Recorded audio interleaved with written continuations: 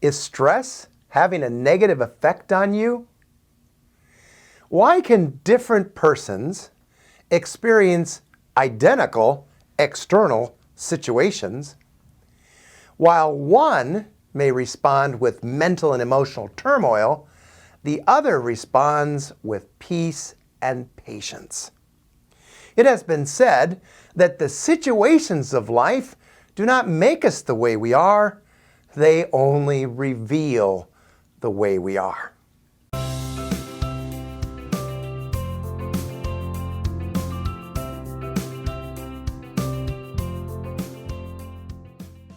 Welcome to another broadcast here at Life as God Intended. I'm Don. I'm delighted you've joined me today. Thanks for subscribing and liking these videos and sharing them with your friends. And if you have any kind of interaction that you'd like to correspond with me, please leave it in the comments section below the video or send me an email at info@lifeasgodintended.org. Is stress affecting you negatively? You're sitting in traffic, late again, stuck at a traffic light, watching the time click away. Your brain sends out the order to your stress hormones. Go, go, go, go, go. Come on, come on, come on, come on, come on. These stress hormones are the same ones that trigger your body's fight or flight response. Your heart begins to race. You begin to breathe quicker. Your muscles begin to tense up in your body.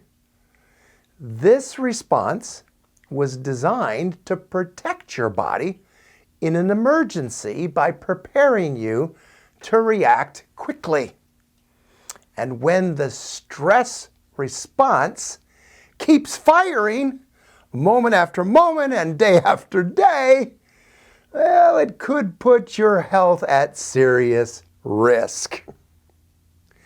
So, my question for you is, can stress have a positive effect on your life? I think we all know it can have a negative effect, but can it have a positive effect? Well, to answer those questions, we have to ask another question. What is stress?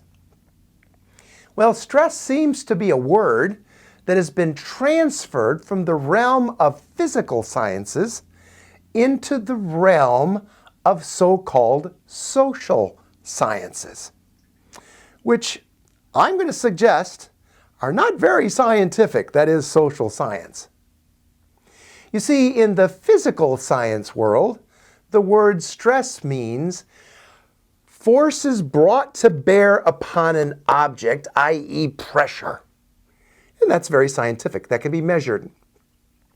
However, in the social sciences, the word stress is used of external forces brought to bear upon an individual, as well as the mental and or emotional tension caused by those external forces.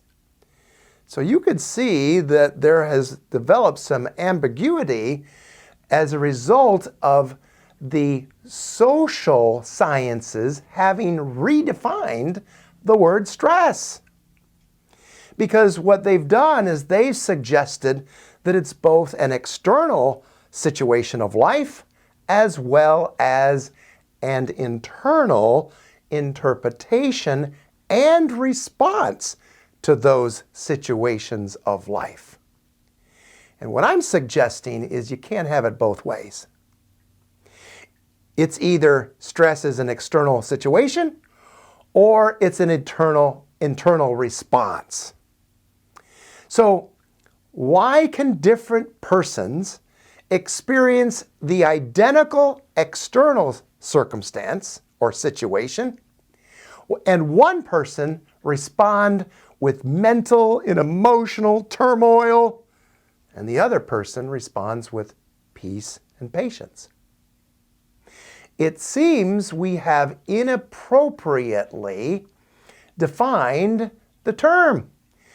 It seems like we have inappropriately identified stress with our emotional turmoil and our responses to these situations of life, rather than simply understanding that we all experience stressful events in life.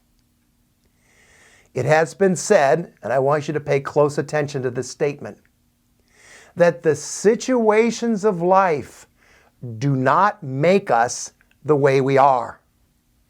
They only reveal the way we are, or maybe only reveal the way we're choosing to behave. We read of a great example of this in Scripture.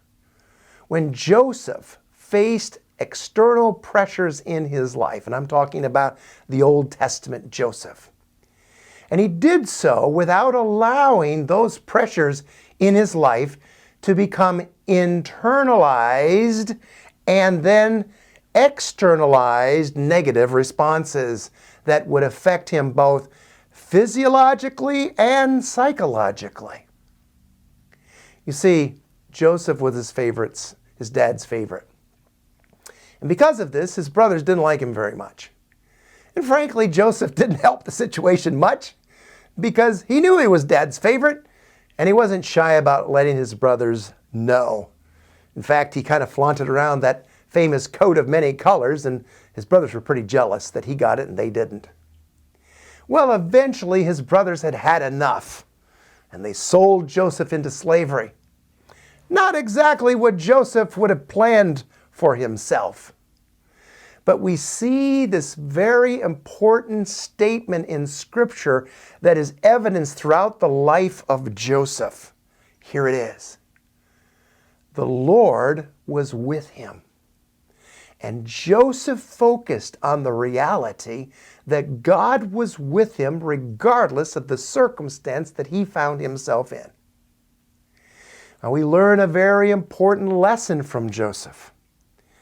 And as Christians, we should take note because often we become stressed.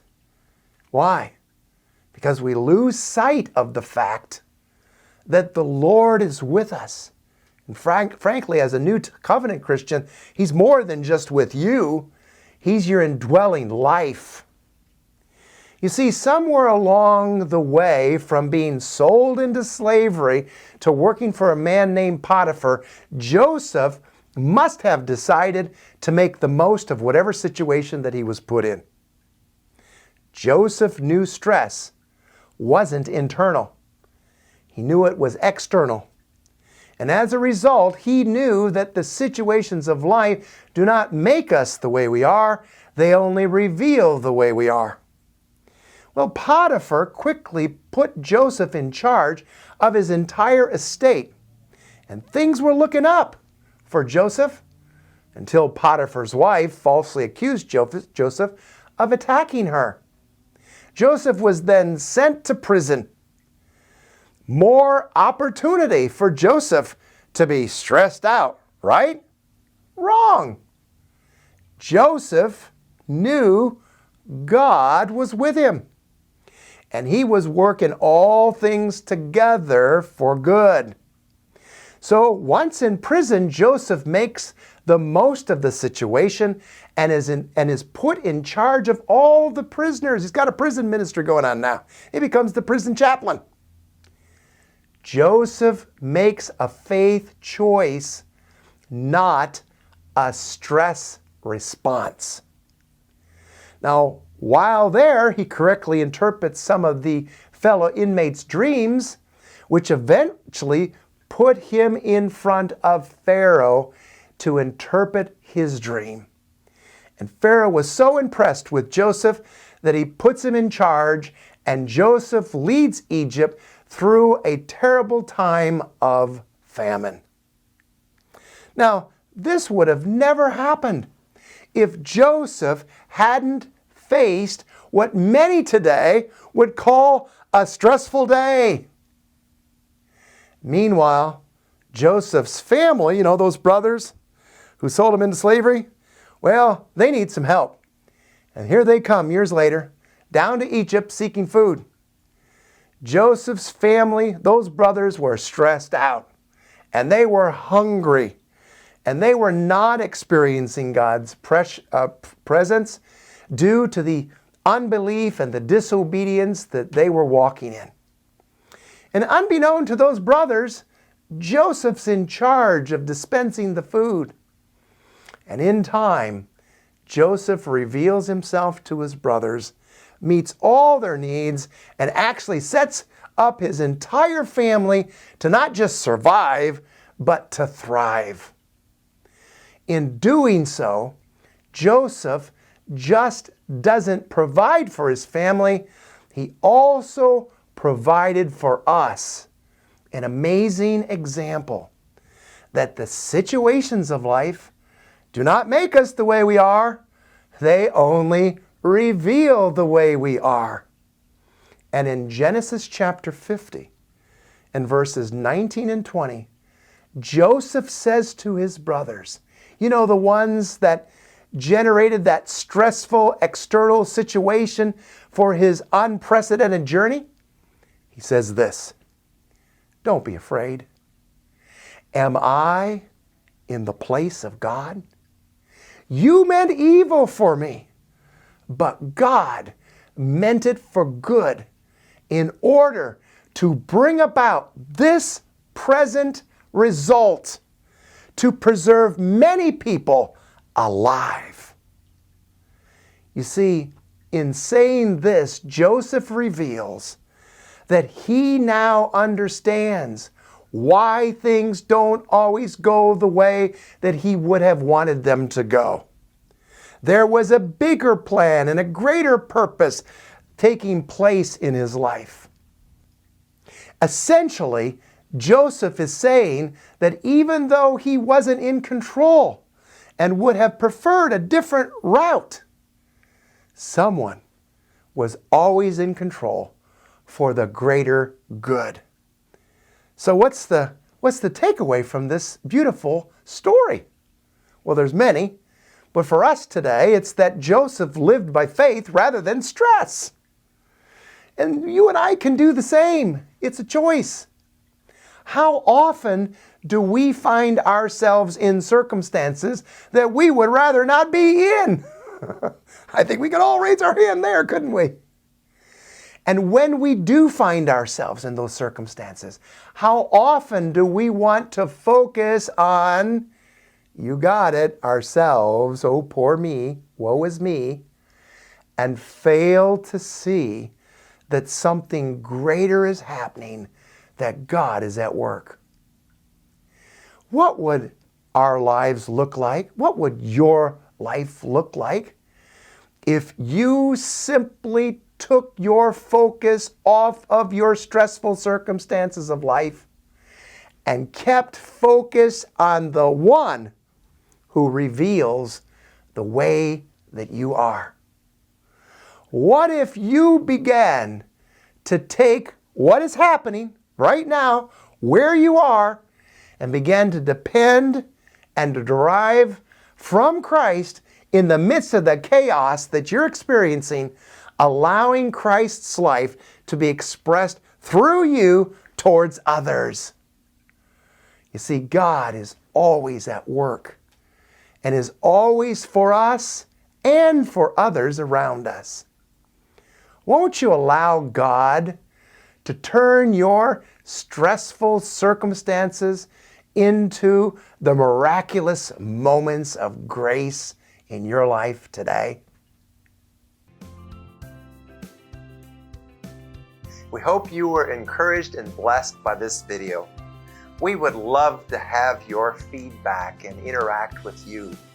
If you have a testimony that relates to today's discussion, please share it below in the comments. Don't forget to subscribe to the channel and click the notification bell so that each time we upload a video that you'll be notified. Be sure to check out our blog on our website, which is in the description below. And until next time, may you experience life as God intended.